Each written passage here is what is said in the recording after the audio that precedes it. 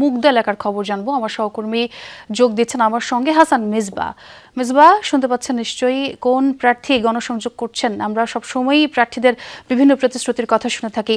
যারা ভোটার রয়েছেন, বিশেষ করে যারা নতুন ভোটার, তারা কতটুকু আশ্বস্ত, এই ব্যাপারে একটু জানাবেন আমাদের। দেখুন, রাজধানী ঢাকায় আসলে অনেকগুলো কর্তৃপক্ষ, পুরো ক্ষমতা এমপিদের হাতে নেই।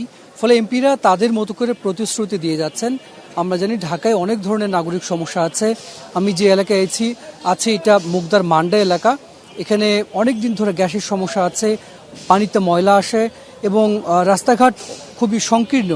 ফলে এই যে নাগরিক সমস্যাগুলো, এটি পুরো রাজধানী জুড়ে অনেক এলাকাতেই একই ধরনের সমস্যা আছে।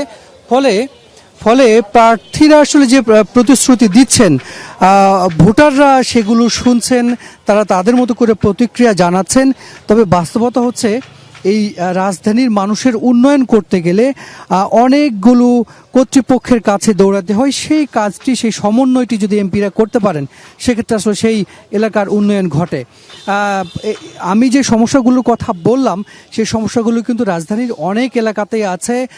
যে সংসদ সদস্য সেই সমস্যাগুলোকে অ্যাড্রেস করে সেটি সমন্বয় করতে পেরেছেন, তখনই আসলে সেটির সমাধান সম্ভব হয়েছে। তো একইভাবে সকাল থেকে রাজধানীর বিভিন্ন এলাকায় যারা এমপি পদপ্রার্থী আছেন, বিভিন্ন দলের, তারা প্রচারণা চালাচ্ছেন, ভোটারদের দ্বারে দ্বারে যাচ্ছেন। আমরা জানি আজকে 2 তারিখ, অর্থাৎ আজ থেকে নিয়ে আর 8 দিন মাত্র তারা এই ক্যাম্পেইনের সুযোগটা পাবেন। ফলে প্রার্থীরা কোনোভাবে চাচ্ছেন না তারা সময় নষ্ট করতে। তারা প্রার্থীদের কাছে যাচ্ছেন এবং নানাভাবে প্রতিশ্রুতি দিচ্ছেন।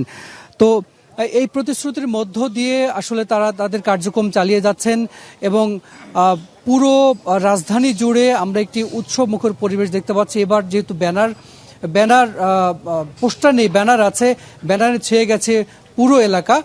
ফলে প্রার্থীরা তাদের মতো করে এলাকায় যাচ্ছেন, প্রচার চালাচ্ছেন এবং যে এলাকায় যে ধরনের সংকট আছে, এবং আপনার পেছনে দেখতে পাচ্ছিলাম অনেকজনই আসলে প্রতীক নিয়ে দাঁড়িয়ে আছেন, দেখতে পাচ্ছিলাম বেশ উৎসবমুখর পরিবেশ। অনেক ধন্যবাদ আপনাকে।